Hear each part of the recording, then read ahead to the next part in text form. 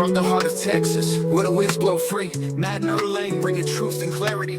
Faith in world events, we're diving deep in the Lone Star State where beliefs run steep. Welcome to the podcast where faith meets the news, where Texas tales and global views infuse. Join us on this journey, hand in hand, as we seek the truth across this land. Stories unfold from cities to the plains, challenges faced and victories gained, with courage in our hearts and minds unswayed. Together we explore in every shade. What in a world of chaos, we find our way through the lens of faith. Come what may, tune in now. Let your spirit unfurl as Matt and Irlanne take you around the world. Welcome to the podcast where faith meets the news, where Texas tales and global views infuse. Join us on this journey, hand in hand, as we seek the truth across this land. From Texas to the world, our voices rise. Matt and Irlanne under Texas skies. Faith, truth, and events unfold. In every episode, our stories told.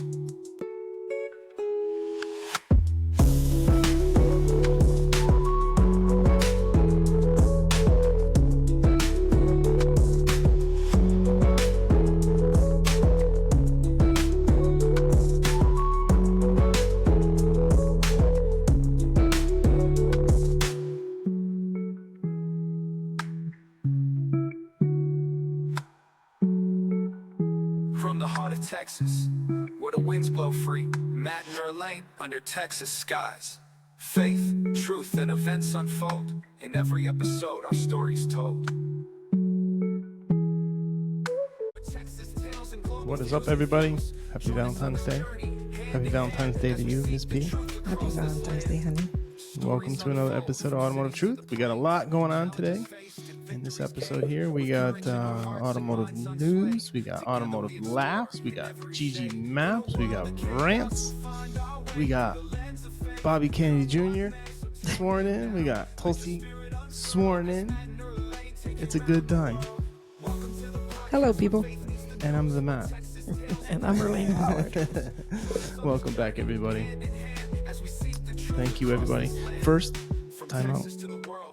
Hit the like and the subscribe and the share button. We'll wait. You done yet? Right here? Where is it going? Somewhere. Over here? Cookie finger? All right. We're going to get into this because we got a lot to get into. And of course, what do we start with? What, rants in the house? Rants. Rants in the house. All right. Well, hello, people. Hi. It's Mike. It's Lover's Day. Well, every day is Lover's Day in the Pollard household. Yeah, everybody right? asks me. They're like, "What do you guys do for Valentine's Day?" I was like, nothing. I take care of my wife every day. Why I gotta do something on one day? Right? And no difference from any other day. I don't care about birthdays. Well, I hope you are with your loved one. I hope you are with your friend, your family, whatever, whoever. You can, love is in everything. You know how we have the big amber signs here on the highways? Yes. It says no Valentines. Don't wear your seatbelt. Will hold you. Yeah, I saw that. That's right here. It was so funny. I was like, yo, that's Texas. If you're lonely, get in your car. And put your seatbelt on. Automatic hug when you click it. Or ticket. All right, let's get to this rant. All right, sorry. So I have a rant, a kiddos rant. I haven't had a kiddos rant in a little bit, right? No. At least a couple episodes. All right. So let me play the video and then I'll rant right after and you tell me what you think, Matt Pollard. Because, yeah, I don't know this, so yeah. I'm seeing it with y'all. Knock my phones on in class. Okay. Give me your phone. No. Sorry, give me your... No. Give me your phone. Oh, we get it back after class. Oh, my God. What is your problem? What's your problem, buddy? About to slap his mama. Little boy. Who you talking to? Who you talking to?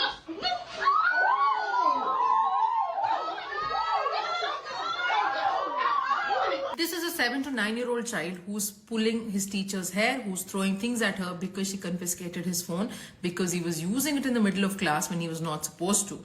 This isn't just one child.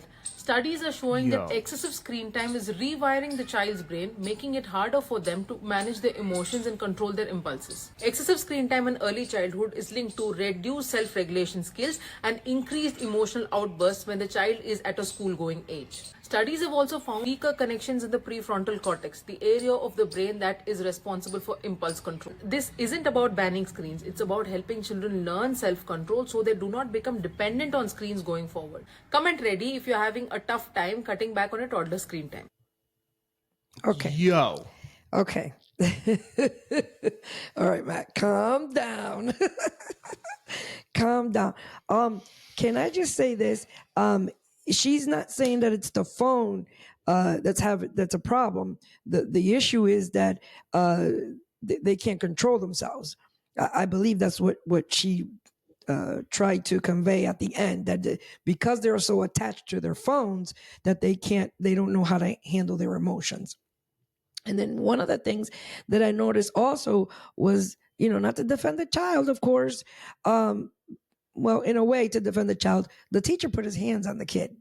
I don't know if you saw that at the beginning, but when she says, "Little boy," and she starts to put her hand out and reached out for his shirt, and then he reacted.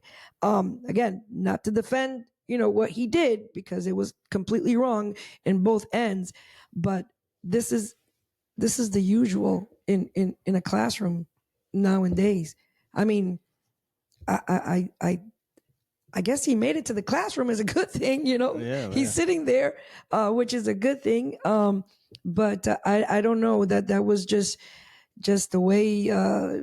Maybe she could have handled it a different way too. Of course, she should have. She could have really handled it a different way. But I feel terrible that Give me your phone. the But you're teacher in- has to Sorry, give even me your- experience this Give type me of. your phone. So you're in class and you say, "Gimme." Why don't you use the proper language? Yeah.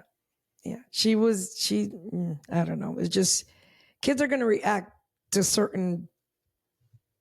I don't know, to certain characters. Kids are going to react and try to push that boundary if they can. Yeah, but apparently nobody likes his teacher because nobody defended her. Yeah, and they were like, "Ooh, ooh, ooh," and they're like instigating the whole thing. They were like, "Ooh, it's real." Ooh. And now that I think about it, he threw the pencil at her too. So he was the first. I'll take it back. He was the first assaulter, I guess. That's why she walked back over, because he threw the pencil Yeah, at her. let me just look at this one more time real quick. I just wanna- So what is your problem? What's your problem? He's lady? laughing. He's laughing. He has a smile on his face and he's telling her, see that part right there. That's what I'm talking about. I mean, again, he did throw the pencil, but the fact that You little boy. Who you talking to? You ain't talking to Dude, that's my mom. They're recording. Look at these kids. yeah. I don't think she should have approached him. I think it would have been like, okay, you threw the pencil, get out. It's time for you to go. Yeah, exactly. Go. You have to leave the classroom. But I don't know. Just everything's a confrontation with violence, That's what they're taught. This is a 7 to 9-year-old child who's pulling his teacher's hair, who's Look at throwing him. things Look at at her. everybody's because on the she phone. confiscated Yeah. his phone because He he is was not using it in the middle of not class. when letting he her was go. not Nobody's supposed to. getting up to help This her. isn't just one child.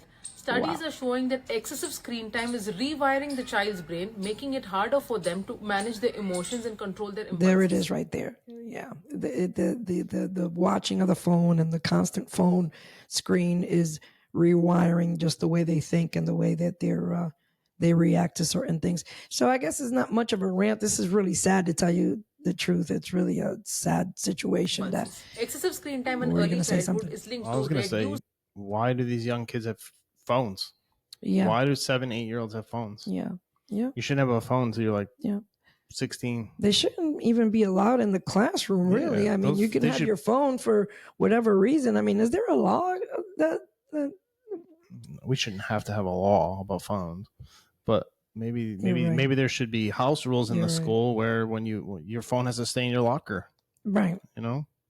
or when you walk into the classroom, they go into a safe, and then when you leave, they come back out. Like, I don't know. We didn't have phones when I went to school. Yeah. I mean, I got in trouble for flip flops or a hat or you know what I mean. Yeah. Nowadays they do whatever they want. My goodness. All right. I'm done with that. I feel bad for the little boy. I do. A part of me always has that motherly instinct I said before. I have that maternal instinct that that she shouldn't have just approached him. Just little boy, let me have your phone. And if he gives it to you, he gives it to you. If he doesn't, okay, you don't want to give me the phone. Remove him out of the classroom. And she's like, little boy, like, I think that was just so disrespectful of her as the teacher, as the adult in the room, to be like, little boy, you know what I mean? Like, well, this just goes to show you how he's parented at home. So yeah, that's true too, I guess. Okay, all right, let's move right along, Matt Pollard. Yeah, we got to get into this.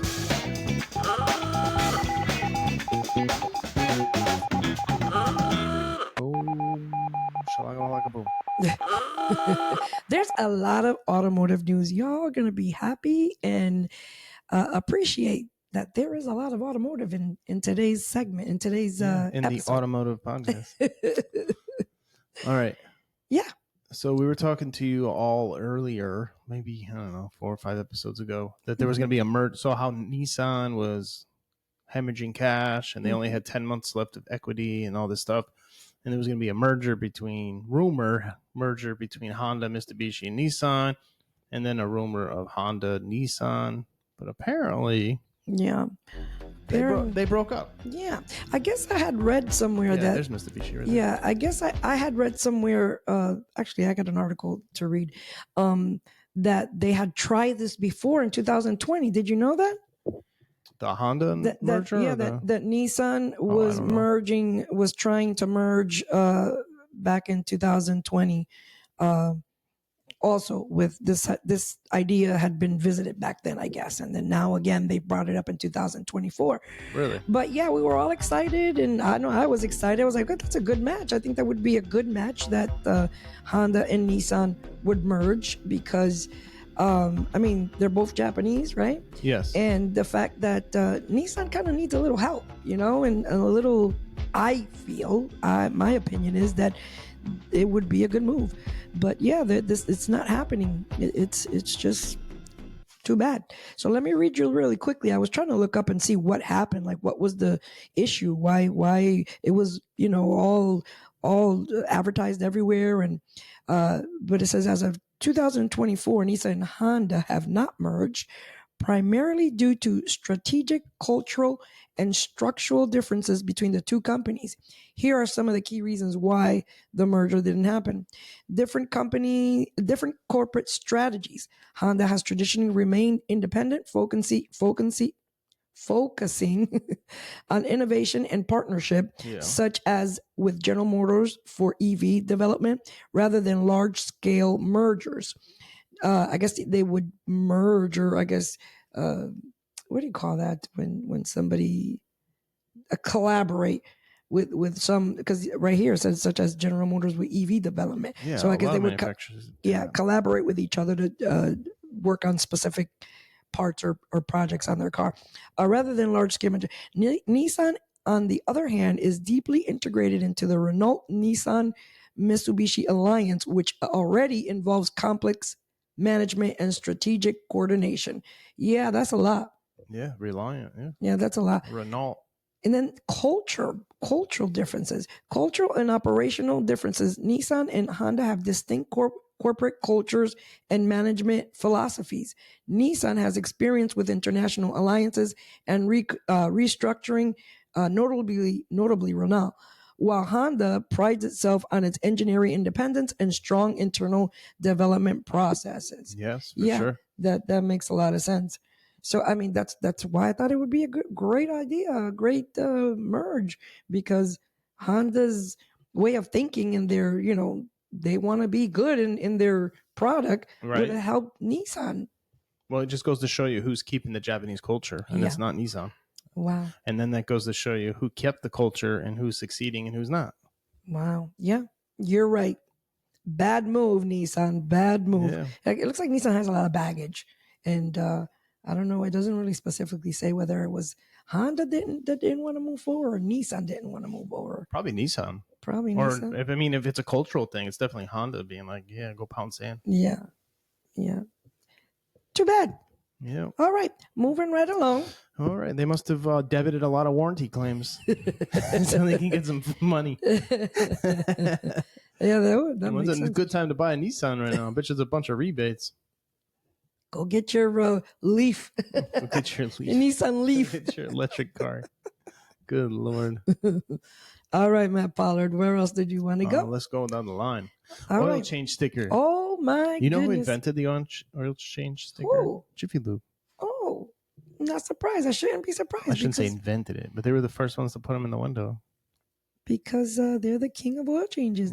Back when they were good. Yeah. All right. So this oil change sticker story is pretty interesting. Yes. And so, of course, I like to look through the comments and everything when it comes to stuff like this because I want to hear what people say. So a customer finds racial slur on an oil change sticker at a Wisconsin dealership. Michaela Starks, a biracial woman living in Wisconsin, found a racial slur on her oil change sticker after visiting Coons Buick GMC of Oak Creek for her service. Now, it's not Coons that she's complaining about. It's not that. I'm going to show you the sticker in just a second. But the fact that somebody did this, and I was waiting and looking, and I'm like, wait a minute, what are they complaining about? The Coons, the name of the dealership? Yeah, the dealership. Well, wrong. Yeah, and then so many people, they're like, what are you kidding? This is their name for 40 years, and they have dealerships all over, the middle, the Midwest, and so people were going nuts, and then one person actually out of all this said, look closely, man, you're missing the part where it says censored. You see that little inty binty censored thing? Yeah. So apparently this here, let me read the actual ad, or what do you call this thing? News ad thing. It says a customer found a racial slur on the windshield oil change sticker. Michaela Starks, we read that part. After the service, she said she received a call from the dealership saying an employee left a tool in the vehicle and asked for her address so they can come and retrieve it. Starks checked her vehicle and didn't find anything. Her attorney William Sutton said when she told the dealership this, they insisted on coming to check. Wow. Finally, an employee told Starks they wanted to remove the oil change sticker from her car windshield. She looks at the sticker and it had the N-word on it, and she immediately started crying. So before you say anything, Matt, so how many times has this happened that a tech leaves a tool in the car? And so it's kind of a common thing. I left my flashlight in the car. Can I come by and look at it? But she said it's not in there. It's not in there. How does she know where you left it? Yeah, it's not in there. I didn't find it. It's not in there. And the kid or whoever says the dealership said, no, I have to come. I have to come and look myself. Like he insisted to come. I find this very suspect. Tell me your suspect. thoughts. What do you mean? So I thought right away you would pick it up, but everybody was like, "Go ahead, get your bag, girl." This is, racism at its finest. And in Wisconsin, this was all the comments of Wisconsin. Of course, they're going to be racist. Of course, and all this, and so many people, just waving the racism flag, and yes. But it's just a little suspicious to me that one, the guy insists to go back to go get it, right? Mm-hmm. And two, I don't know, it smells fishy to me. After the service, she says she received a call from the dealership saying an employee left a tool, right, to come to retrieve it. She didn't see the sticker before, right? She only saw it when they said that they were coming to remove it, supposedly. Okay. So it just seems a little fishy to me. I feel like this might be an inside Inside job. Inside job. But then why would the tech tell the manager or the advisor they wanted to take the sticker out of the car? Why would he say anything, period? Correct. Why would he if say... it was an inside job, why would he say anything? I don't know. I thought a little further down, like... I mean, maybe... He wanted to make a spectacle, make it big, you know? Maybe he wanted to be known, you know what I mean? Like, maybe he made the oil change sticker, the flashlight, an excuse. I don't know. I just feel like something's off here. They probably were messing with each other, writing stupid things in the oil change computer, and didn't realize it was left there. But this is why you don't lie to customers. Yeah. You should have just been like, listen, my text did something really stupid. Yeah. And he's fired. It doesn't say specifically here. But the fact that why? I mean, everybody's always looking for. Everybody's so happy. Everybody's always looking. But if it was, why would he do that? Why in the world would he do that? Who knows? It's so dumb. Or another tech set him up. That's a good idea. That could be. Another tech set him up, and he put it in there, and then he was like, "Yo, I was messing with you. Did you fix that?" Oh, that's a good point, man. And the other kid was probably like, "What are you talking about?" That's a good point, because these are computers, so they're just keyboards, and you just enter. All you do is put the current mileage. What do you want the sticker to say? Enter. This is the stupidest thing to play with, though. Like you don't want to do that. You don't want to do that. I don't know. But to me, I don't know. It just raised my discernment started to go ding ding ding. Like, why in the world would he do that? You know, why? What's the sense? I'm curious to follow this case to see if somebody actually gets money out of this. If they do, like this. They need to grow the heck up. Well, they're in. Who knows this thing? I should have looked it up. Maybe it's one of those discrimination. What was that other Lyft driver? Law? Yeah. Was it discrimination law? Was it discrimination law? I forgot. I don't know, but I guess she was on some other podcast, and they had to pull a couch out for her. Yes. Oh my goodness! Did you see that? Oh my goodness. I should have put that on here. Yeah, but I didn't want to talk about that situation anymore. Anyway, so y'all look at your oil changes stickers. I mean, the car tells you when to come in. Why are you still using this stupid thing? Why are you still putting stickers in the window? I don't know, but the car tells you we when do to it. come We in. do it at PTL. We do it here. We still put oil change we stickers. work on old cars with no maintenance lights. Yeah, okay, yeah, you got a point. You got me there. You got me there. Yeah. Yeah, we put Toyota oil change stickers in the cars. I don't think that. I don't know. Why would he have done that if not to set something up? I just feel like to know the tech that did it. Yeah. Hit us up. Yeah. Well, talk to you. What I put on the comments was, don't let them find a trail between these two. Yep. Because if not, you lost the bag, and guess what? Cling, cling. His mom, cousin, sister, brother. Guess what? Woo, woo. It'll go the other way if that's what the case was. Because why in the world would you do something like this? But if it was reversed, we'd never be talking about this. No, that's true. All right. Let's continue on down the line here, Matt Pollard. Let's talk about while we're on a vandalizing story. So this other Let's story. talk about some smearing.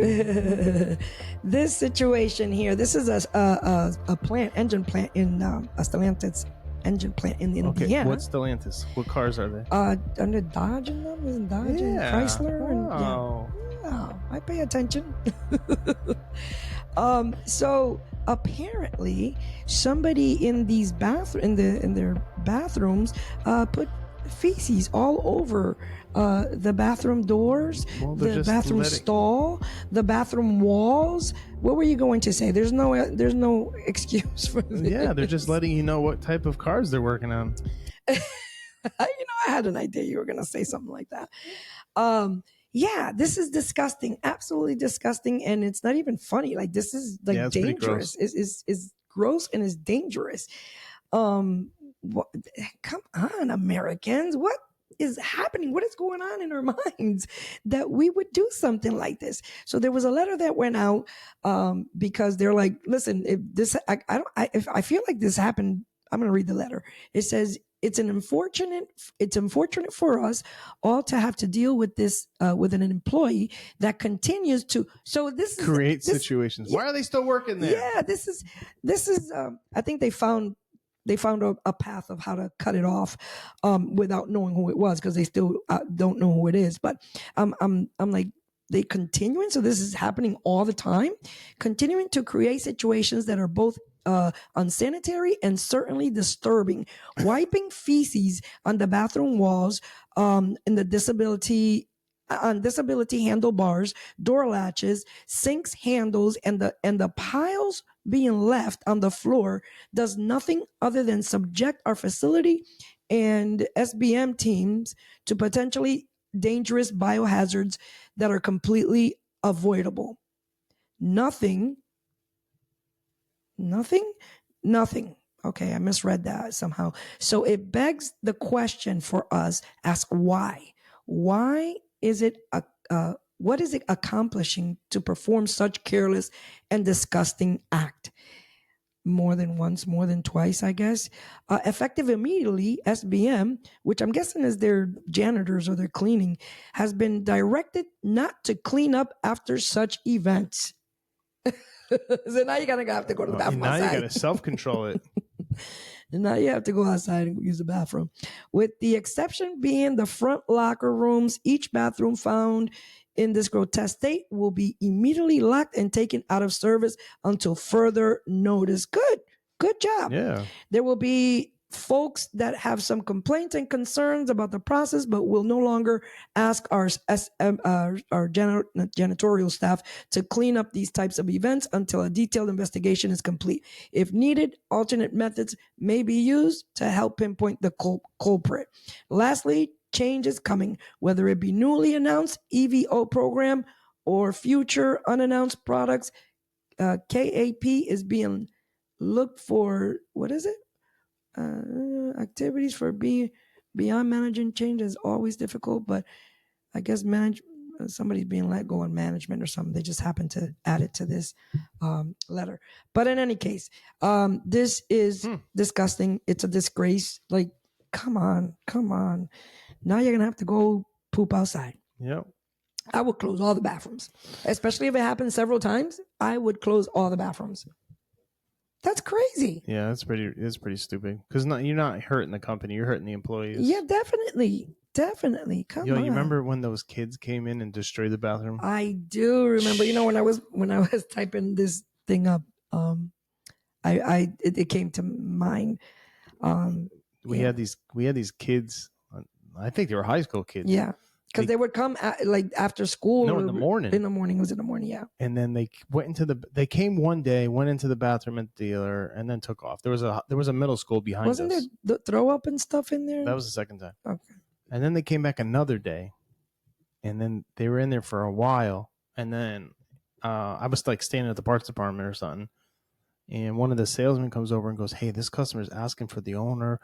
So-and-so's not here right now. I don't know what to do. You're the next one." I'm like, okay, drag him over.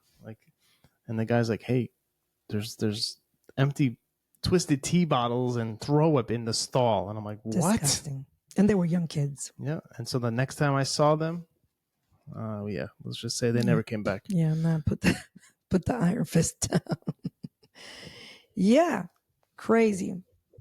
But obviously, these are grown people that are doing this. Somebody's sick. How do you not get caught? How do you not walk in and see Johnny wiping? Maybe it's the janitorial people themselves. They don't want to clean it.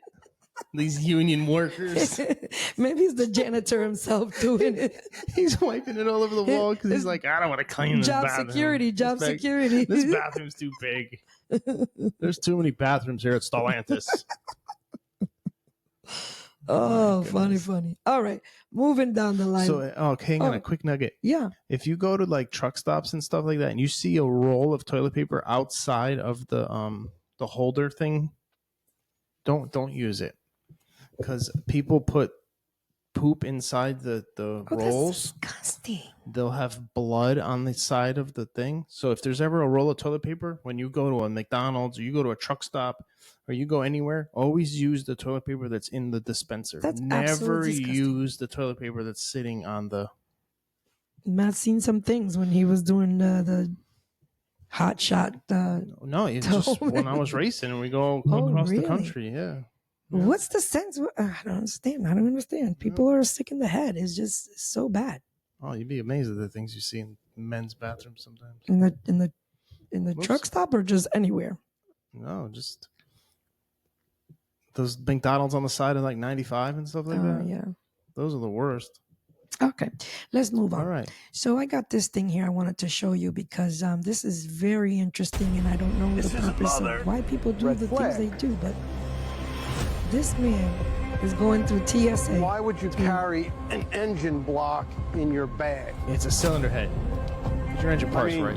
He's got a Toyota shirt on. Looks kind of suspicious. You couldn't find anybody to ship something like this here? I gotta carry it all Was it cheaper over to the fly? X-ray. Probably. Yeah. All right. It's I'll be going right through the back. X-ray machine. You know, it's got plenty of small spaces to conceal things. I want to see what's in it. Go ahead, turn that thing on. The only thing that tells me he's a race car driver is his word and one bag that has coverall in it. But I don't see And his shirt, anything he's else got a Toyota related shirt to on. race car What more driving. evidence do you need? And he brings this. Who carries this around in their bag? Does that A look race car normal? driver. See the valves, those are valves, looks like a piston. But I don't see any orange, no piston. so there's nothing low talking density in about there. All right, I got it.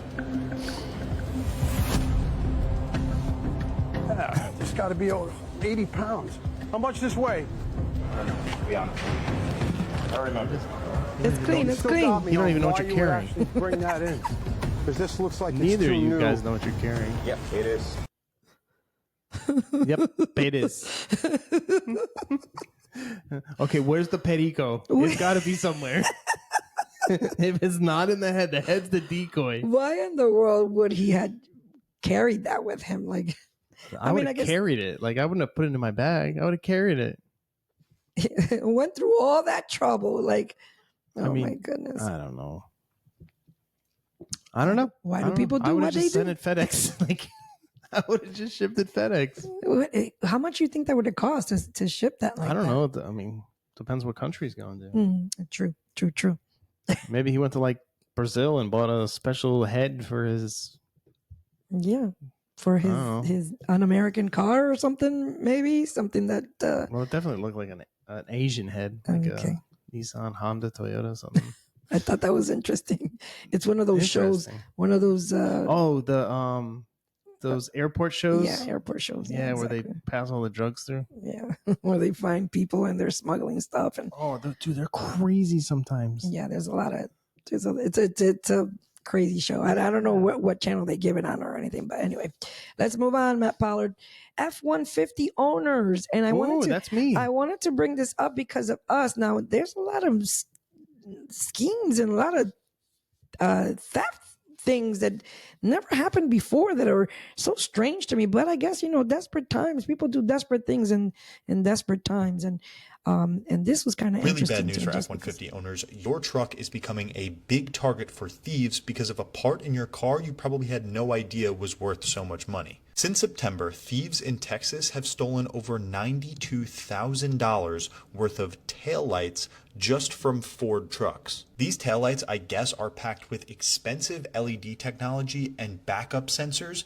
so they're worth a lot of money. A replacement set for these taillights can run anywhere Please from take the whole truck, not just the $2,500 taillights. all the way up Please. to $6,000. Just take the truck. Want to know the worst part? Stop it, man. Locking your truck won't do anything about it. Thieves are able to pop this panel in the bed of your truck, pull a lever to release the tailgate, unscrew your two taillights in a couple of seconds, and be gone before you even come back out of the 7-Eleven. It's gotten so bad that companies are now selling special mechanisms like, come on, to dude. lock in your taillights. If you drive any Ford truck, I definitely recommend you pick one of these up. Ford truck owners are dealing with And this the link is in the bio. but the one silver lining is it doesn't actually damage the truck too much. Aside from If you the want to save missing 20%, lights. put in Taycan owners, on the other hand, are dealing with thieves sawing off the lights to steal them. So that's a little worse. Anyway, let me know if you've dealt with shot in the owners back on of your other head hand if you did that to my everywhere, car. but the one Like, silver there's lining, no way you would have special enough time. mechanisms to lock in your taillights. If you drive any Ford truck, I definitely recommend you pick one of these up. Ford truck owners are dealing with this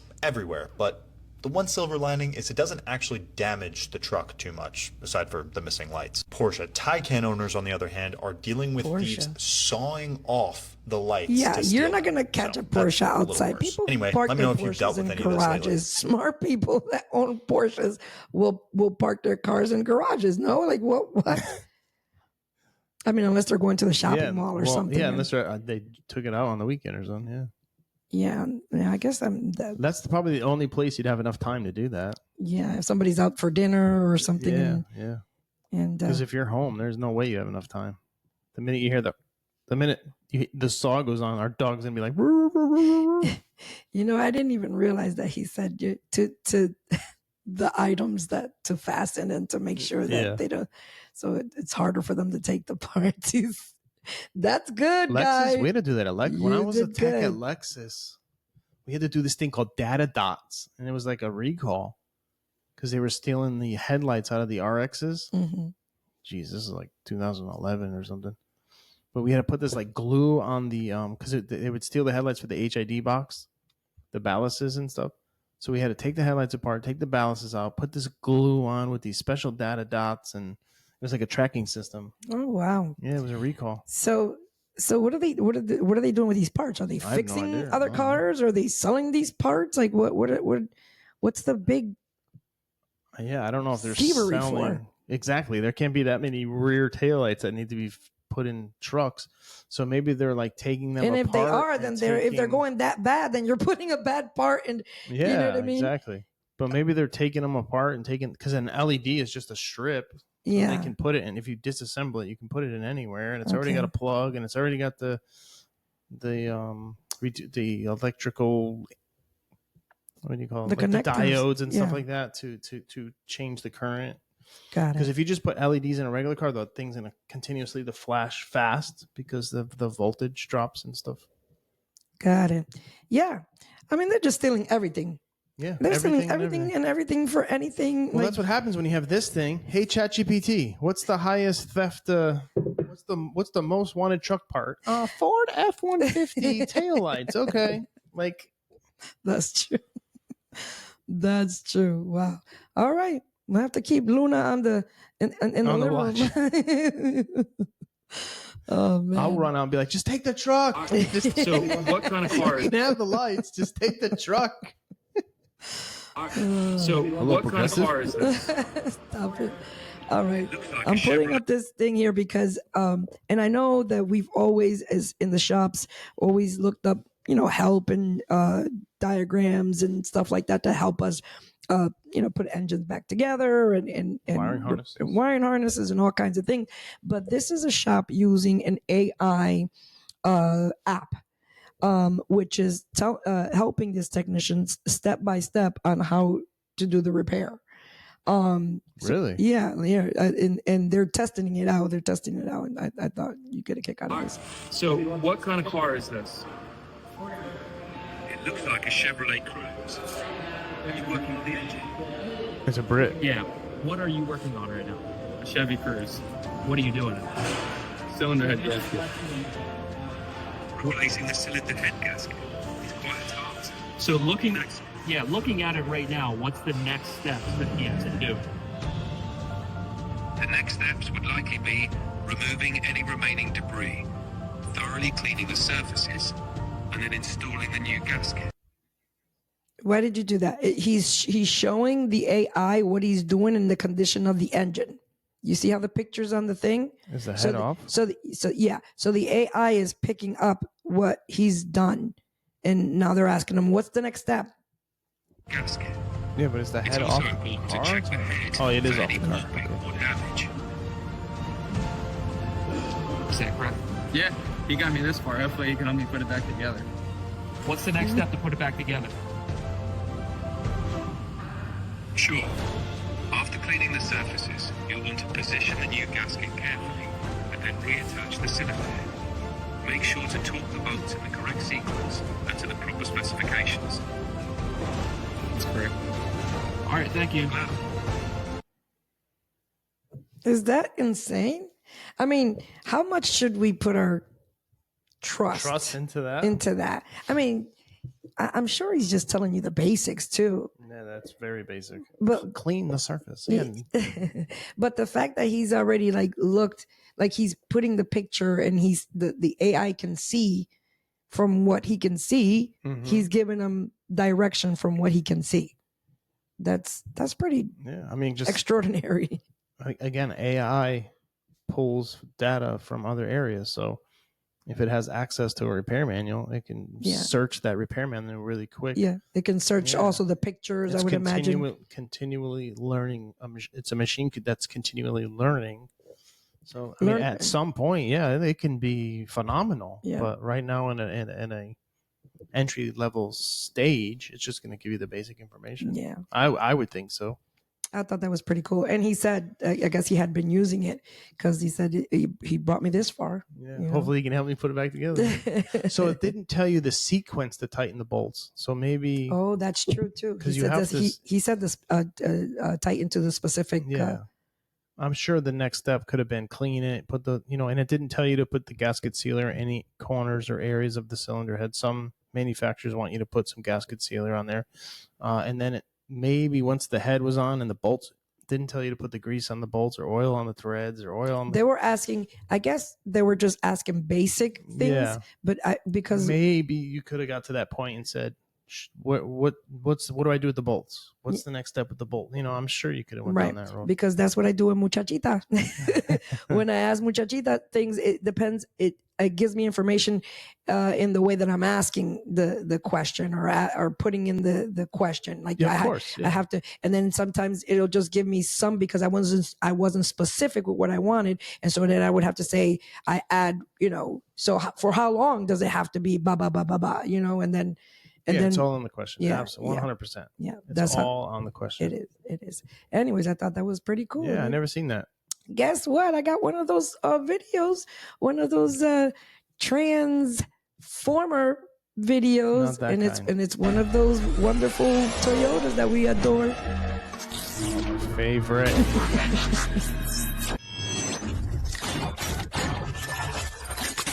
That one is my favorite. I like that one too, but the other one before was. Look at that.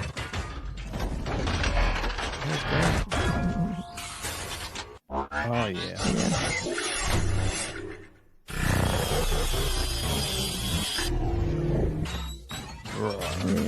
That's a Japanese one. There it is. Yeah, boy. Look at that one. That was for the war. Really cool. Everybody had those for the war. Really, we really had the cool. Jeep. Toyota had the Land Cruiser, the FJ. It went from that Jeep to this humongous luxury vehicle. Yeah. I love a Toyota. Toyota. Okay. All right. What's the Pittsburgh thing? Oh, yes. This is very interesting. I got information on this. No, it's about a bridge. Matt and I went to, Felicity had bought Matt, our daughter had bought her dad tickets to Pittsburgh to watch the Pittsburgh Steelers. And it was a great time. It was a long drive. My goodness, it was a long drive. But it was great. It was a great time. It was freezing. And when we got there, it's all steel bridges. Mm-hmm.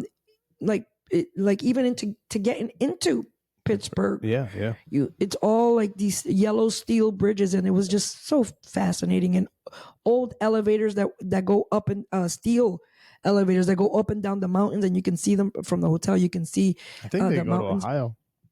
The elevators go up the that's mountain. Ohio right there. Yeah. That side of the river is Ohio. If you haven't been to Pittsburgh, you have to go. It's beautiful. Cobblestone, the food, the restaurants, like it's just so American. And we went Christmas time, so they had like these villages and the lights and stuff. It was really cool. It was really wonderful, really wonderful. It was a great time.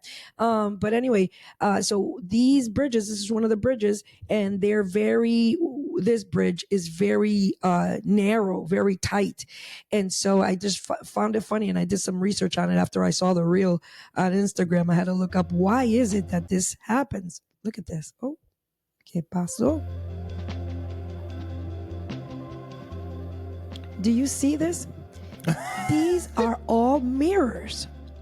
All side view mirrors from trucks. Wow. I mean, you can open up like a scrapyard with all the mirrors. Look at this. Is that insane or what?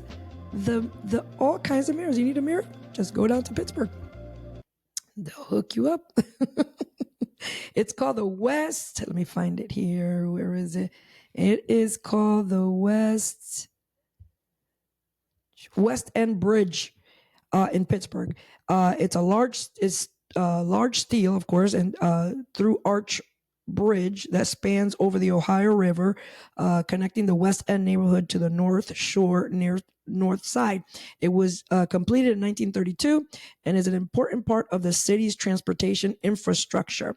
The West End Bridge lanes are considered narrow by modern standards, which has been a point of concern for both drivers and transportation officials. The bridge has 4 lanes, but they are only about 9.5 feet wide each. This is much narrower than the standard 12-foot lanes. Yeah, that's pretty narrow. Found on some highways. This creates several issues. Tight lanes for larger vehicles. Trucks and buses often struggle to stay within their lanes, increasing the risk of side swipes and accidents. No shoulder or barrier separation. There is little room for error, and breakdowns can create major traffic issues. Driver anxiety is one of the other issues. Many drivers feel uncomfortable, especially when passing large vehicles, leading to hesitations and slowed downs. So the Pennsylvania DOT has studied various options for improving the traffic flow on the bridge, but widening it would be a major challenge due to its design and structural limitations. Some solutions have included adjusting lane markings or limiting certain vehicle types at peak hours, but the width problem remains, and issues for commuters and truck drivers in the Pittsburgh area. Are you okay? That's it. Yeah, that's really it. But I mean, obviously, you can't see. I mean, if I was driving an 18-wheel, I'd take up the whole road. Like I wouldn't. Yeah. I would just take up 2 lanes. Yeah. Well, I don't know if that's the reason for the traffic, I guess, right? Either you lose a mirror or you hold up traffic. One of the two. I'm holding up traffic. Yeah. Yeah. I mean, you can't retrofit that bridge. You'd have to build a new one. Yeah. And that thing's been around since when? It said 1930. It said 1932. Wow. Yeah. There's no taking that thing apart. Are you kidding? They don't make them like they used to. Fold them in. What they say was 91 inches. 9.5 feet. And it's 102 inches is what they are, so that's probably 12 feet. It's supposed to be 12 feet. The normal size is 12 feet. All right. I thought you would find that interesting. You find that interesting? Yeah, that was interesting. Hey guys, we just got our first electric G580E. Look at our boy George. Holy crap, dude, this is awesome. Gosh.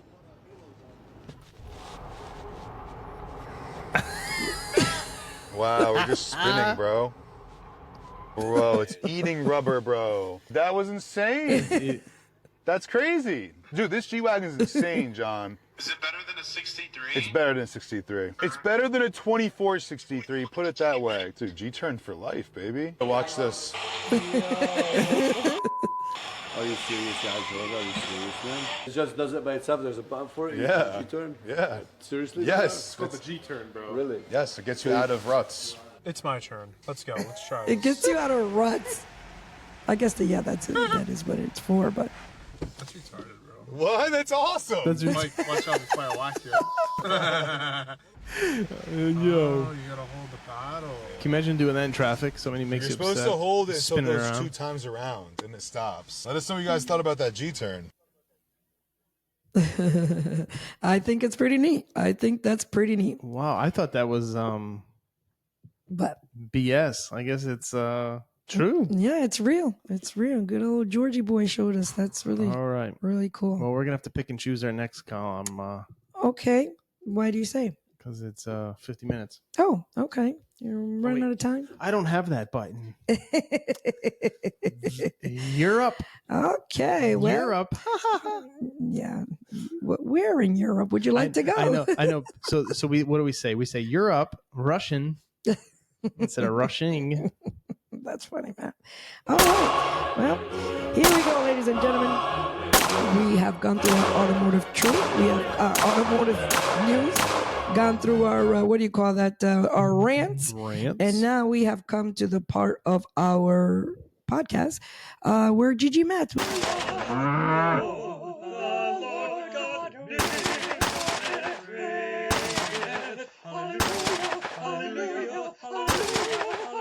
We were talking God, guns, meat, and potatoes.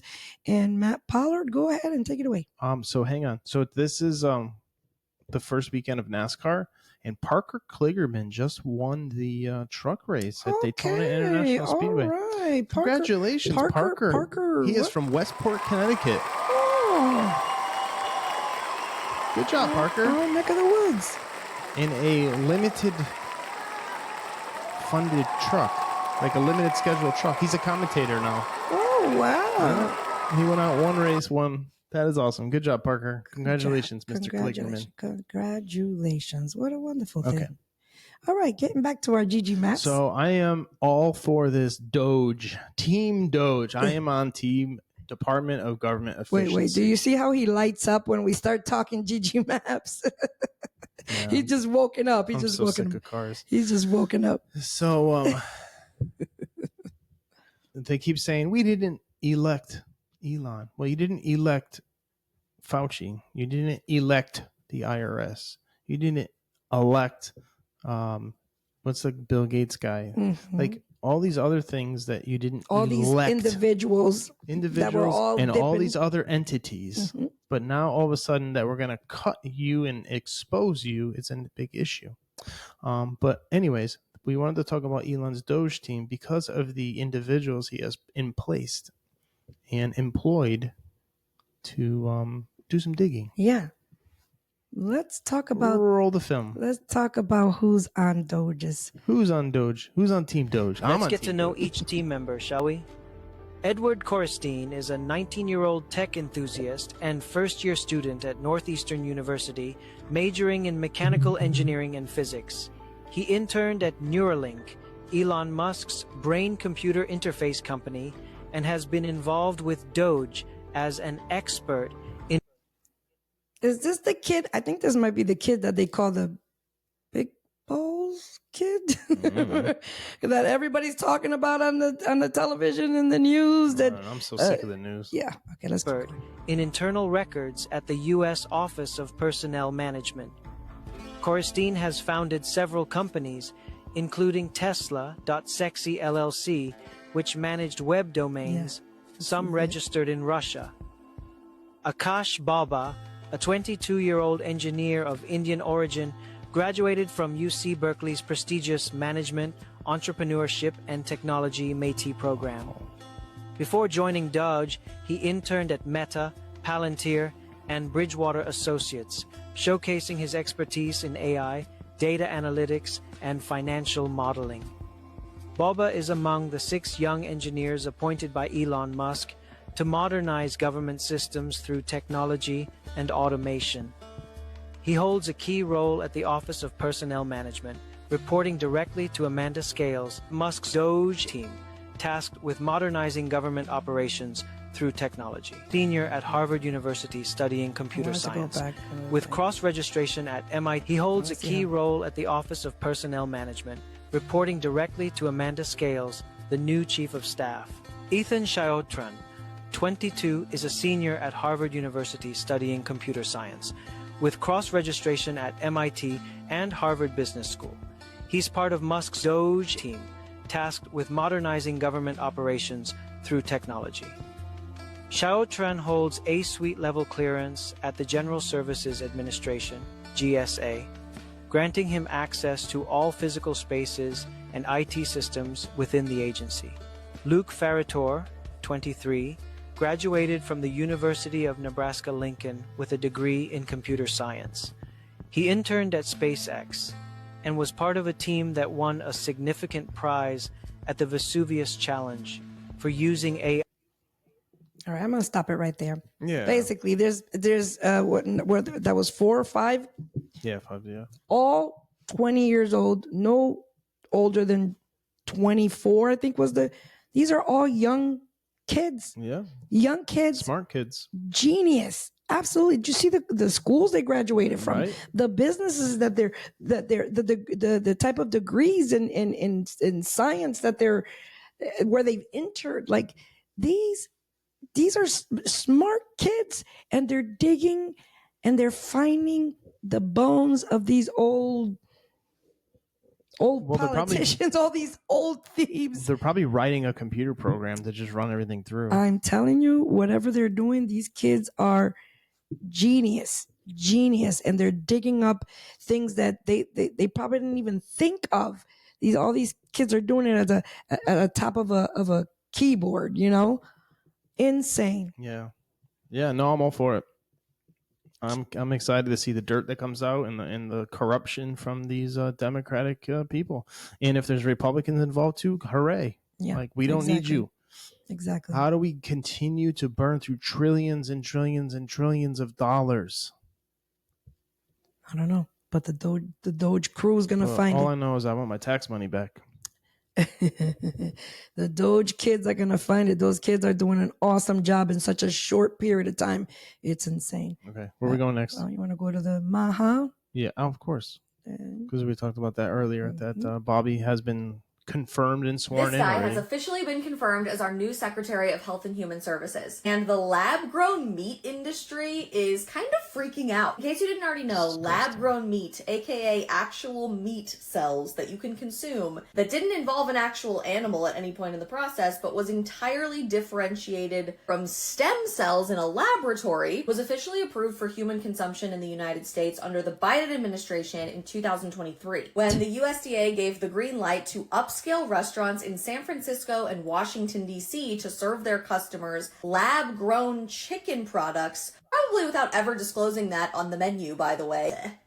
Giving their first approval to a company called Upside Foods, which, you guessed it, is backed by this guy, who massively stands to benefit if lab-grown meat becomes the norm, and just a few days ago on a podcast ended up saying this. So if you can get, say, beef or pork to be made this way, amazingly, that would even help with things like deforestation. Basically reiterating the same argument that most proponents of lab-grown meat repeat over and over again, that it's more sustainable for the environment, it lowers carbon emissions, even though pretty much every preliminary study like this one out of UC Davis has proven that actually lab-based meat has a carbon emission output 4 to 25 times greater than the average for a normal retail beef. Even beyond the completely faulty environmental argument, people who've been paying attention to this growing industry.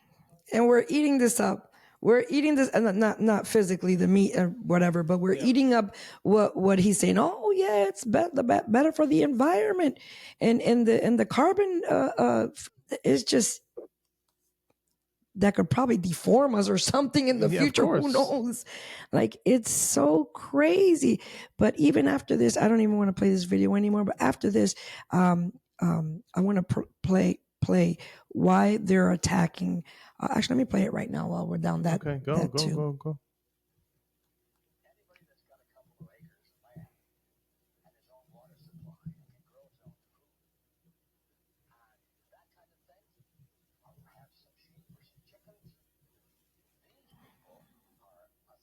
Anybody that's got a couple of acres of land and his own water supply and can grow his own food and that kind of thing, or have some sheep or some chickens, these people are a threat to the collectivist society because they aren't going to go to the politicians that say, please feed me, please clothe me, please give me shelter. They tend to be independent. That's the secret behind Agenda 21. They want people out of the country. They want corporations out there growing all the food and that kind of thing, but they don't want anybody living exactly out there. their plan. That way they That's cannot exactly be controlled. what's happening. In order to control behind mankind, we have to get them all we into are the big just cities. We have to rack them up and stack them up. So they want to Get them push these dependent on the things state for like their food. they want you to be on YouTube. They want you to be camera employees and make your living on a camera or on a computer science or on an AI program or all these things. What's going to happen to contractors and builders and mechanical people that work with their hands? People in They're going to go manufacturing. away. So what's going to happen? Now this is when the communist chunk comes in and the politicians are going to own all the companies and bring in illegal workers and everything they need to build the infrastructures because you're too busy making a living on TikTok and YouTube and AI and computer science. Yep, and nobody wants to get up from their behind and do any physical labor. Yeah, exactly. Especially our youth. Okay, where else would you like to go, Matt Pollard? And then we're wrapping it up soon. Let's do the radiation one and then Okay. the HEB history. We've actually talked about this radiation before, Yeah, but we do it a lot. I found this article and I just want to keep putting it in people's head because we live day to day where they're out, people out there jogging, you're jogging out there for 30 minutes or an hour. I mean, just imagine how long those things are in your ear for, whatever you're doing, if you're, I don't know what else you do with your earbuds on, you go to the gym. you're this is taking a toll on you and you don't even realize. So we got to Every keep time I reminding. put mine in, my nose gets stuffy or my eye gets red. You got to stop putting those things in your ear. You got to just stop using them. All right, here we go. I don't have those ones, but still. So this thing says they're measuring the radiation. So as soon as she puts the pods next to the thing, starts beeping. So they are on right now, by the way, because the lid's open.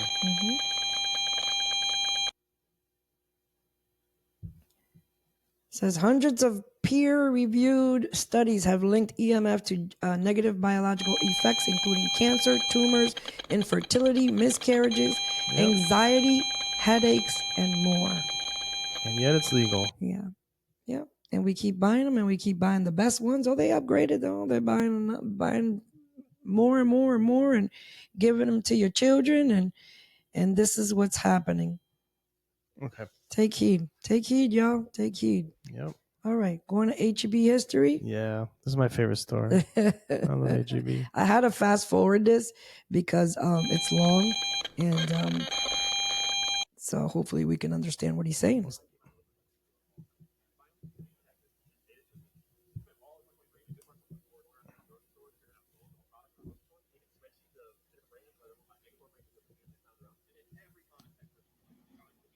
This might be my most requested video of all time. And I finally made it to Texas and made it to an HEB. I spent all of 2023 and a good part of 2024 going around to grocery stores and figuring out who owns all the products in our grocery stores, making spreadsheets of the different brands and whether they're owned by mega corporations or if they're family and founder owned. And in every comment section, there are people being like, dude, you gotta go to HEB. I finally made it. And holy shit, I understand. So first off, HEB is family owned. It was founded over 100 years ago and it's still owned by the same family. The Butt family. That is Butt with 2 T's, by the way. They're massive. They're the 19th largest retailer in the United States, and they're privately owned by this family. They donate 5% of pre-tax profits to charity, which is a huge amount of money. And they're better at disaster relief than FEMA and our own federal government. Walking in, the first thing I noticed was all the steak, and it's HEB sourced. They have a gigantic network of farms and ranches and stuff. We'll get into that more another time. This video is going to be a quick overview of all of the store. If you really care about your meat quality, you're going to have to go somewhere else with more like a small local butcher. Always the way with meat. But this is supporting Texas. This is locally sourced, as much as a massive amount of beef can be. Same with their fish, the chicken, all of it. Dope. Then I noticed there's a Texas wine section supporting local. There's a Texas craft beer section supporting local. Sick. Then I had the bread aisle. And let's be real, not a great selection. Not really very many family or founder-owned companies, except all that right there is HEB brand. They're sourcing their bread too. They got their own brand of bread. So technically the HEB brand is family owned. Real bread is poison, so throw it away. Don't even buy it. If I'm trying to judge a Texas grocery store, obviously we're stopping by the barbecue sauce aisle. They did not disappoint. Tons of local founder owned brands in that selection right there. Stay away. And just a good little reminder, they got Sweet Baby Ray's down there, which is a family owned business. They're owned by Ken's. And Ken's has gotten pretty big, but they are still family owned. And I'm gonna stop saying this, but I realized that HEB has HEB brand everything, including ketchup. No high fructose corn syrup, no high fructose corn syrup. Tight. But then their mayo, the first ingredient is soybean oil, so it's kind of to be expected. But in their mayo selection, they did have Duke's mayo. family-owned brand. They also had Primal Kitchen and Chosen Foods, which masquerade as family-owned brands, but they got bought out. Not family-owned. Dressing aisle, they got a huge Ken section. They got Newman's Own. Not bad. I mean, remember, we're talking about a gigantic grocery store. They got to carry all the big brands, too. We're expecting them to carry the big brands. We're just trying to find some family-owned options in every aisle. Trying to see if you're a shopper at H-E-B, what are the chances that you can find family founder-owned brands for all the stuff you need, and what are the chances you're getting railroaded to just buying giant mega corporate brands? Because you go to a giant mega corporation grocery store, often you get pretty railroaded into just shit. The dog food aisle sucked. Don't buy dog food at H-E-B. This is their premium dog food sign right here, right next to Blue Buffalo. Yeah, Blue Buffalo is owned by General Mills, the guys that make your cereal. I looked all over their dog food aisle, and obviously dog food is just cereal for dogs. It's garbage for them. Feed them raw, feed them meat, feed them real dog food. But H-E-B does not have any founder family-owned brands as far as I can find. And to be fair, there's not a lot of family and founder-owned dog food out there. The only one that I'm really aware of is Bill Jack, and I've only seen them in a few places. Walked through the syrup aisle and was like, oh, they make their own syrup. Yeah, I no high fructose corn syrup, remember, sick. honey. And then was like, what the fuck? Corn syrup is the first ingredient? Okay, nice technicality. Sure, it's not high fructose. It's still poison. It's literally log cabin syrup. Same exact thing. No high fructose corn syrup, just a whole bunch of corn syrup. I was like, oh, here's the natural stuff. All natural. Oh, table syrup? Yeah, that would be brown rice syrup flavored with natural flavors and brown sugar. Garbage. But then I realized that right next to it, there was a giant section of organics and real maple syrups, including an H-E-B brand that is real maple syrup. So that's legit. That's trash. You know, to be expected. Nice work, H-E-B. Went to the cereal aisle and found H-E-B brand cereal, sourcing their own shit. And I found Nature's Path, the goats. I found Ezekiel cereal, a couple of brands here, Magic Spoon, and someone I've never seen before. Looked them up. This mouth-off cereal, trash. He put the That was Dayquil Kellogg's in trying to there. trick That's you. funny. But wait a minute, there's actually another brand there, Three Wishes, that I kind of never heard of them before. Right on. Family owned by an Ian. Nice work, Ian. Score 1 for Ian. Dairy section was looking pretty good, although I've never seen this brand of milk before. That's a new brand of milk. And tortilla chips, at first I was disappointed because they don't have Juanita's, which is the Northwest family founder owned brand of tortilla chips. But then I realized that actually Late July is family owned, and all these ones with the Texas symbol on the front, there's 2 different brands here that have Texas logos. They are also family owned, legit. Juice aisle was just like any other juice aisle. It's a bunch of co-ops. They had a pretty solid selection of sodas and sparkling waters and stuff. Some family owned brands in there, pretty typical. I personally always buy Polar. LaCroix technically is also it family-owned. sounds And I noticed this, and I was funnier. like, what is that? That's curious. I'm assuming it's 77 Yeah. or something. Because So I it's figured it was like a sped up. local Yeah, it Texas brand, sounds but actually it's way H-E-B brand. funnier, more entertaining. The butter selection was looking tight. All the good butters up in there. That's what's up. Shampoo aisle, not looking good at all. I'm seeing all mega brands as well as the fake mega, the fake family-owned brands. All right, what's this have to do with the history of H-E-B? Fake family-owned brands like Native, fake, Method, fake. There's a bunch of fake. Same it's with the not ladies. the it's all history fake. of The other kind H-E-B. of like care products, skin products, etc. it's- Mostly fake. Things like he Mercedes, said the history. fake. He just That's goes Mercedes through on my these corner. stores. Yeah, he You guys just have Dr. goes Squatch to stuff out the there? store Don't buy Dr. Squatch, and it's tries not to sold out over there, find acting like they're the out. Yeah, the lotion, skin cares, the shampoo is not great at H-E-B. You might try a different store for all those things. And so I went over to businesses Tampons. because we're Tampons not was started the whole pouring, giving our money to these big corporate companies that are, trying to kill us. How do you fight back? With your pocketbook. Exactly that. All right, Matt Pollard. So we can go into our automotive labs because I think we're Yes. done with GG Maps. Let's roll. And if we go into our automotive labs, I got 2 of them, and then we'll be done. This was a good episode. I a lot of info, a lot of stuff. I kind of enjoyed where we doing this going? one. Let's go to good old Senator Kennedy. No relation. He's got a message for us. Hey.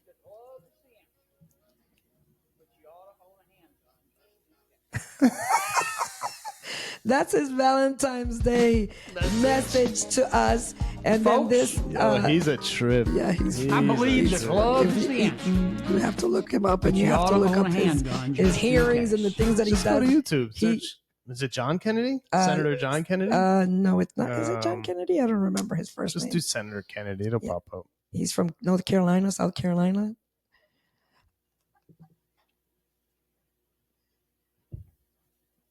By the way, Matt and I laugh like this all the time. Last night, we laughed so hard.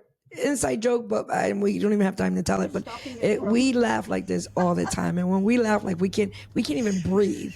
We're hoping that your loved one or your husband or boyfriend or whatever, and singles, if you haven't found somebody, find somebody that will laugh with you like that. That's my nugget today.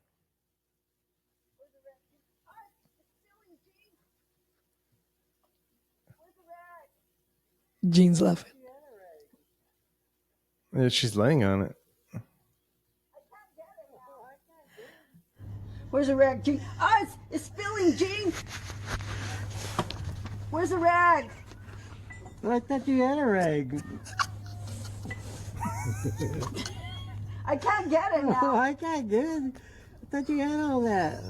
I don't even know if it's not. Oh my God! Oh my God!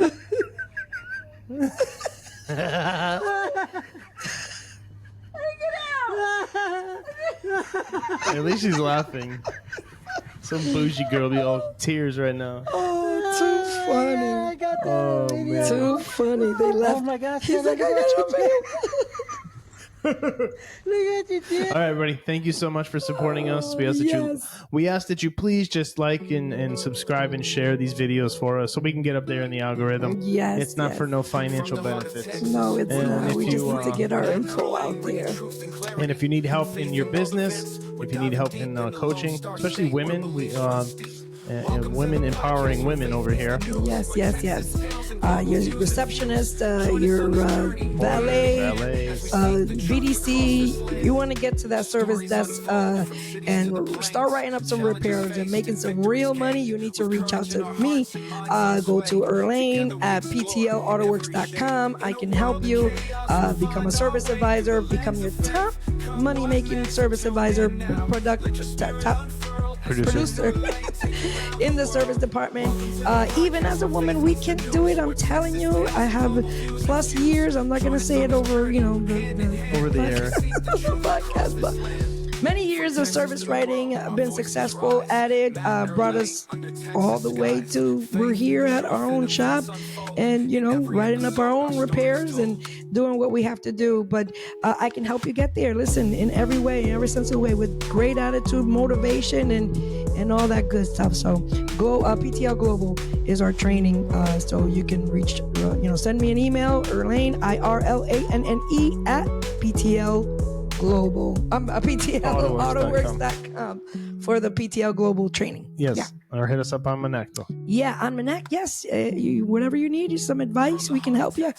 And follow us on our social media platforms too. Yeah. On X, on Facebook, and on Instagram is what we're on. Yeah. And YouTube. Yeah. Did we say YouTube? No, now we said it again. Yeah. All right, everybody. Until next time, we're out. Bye.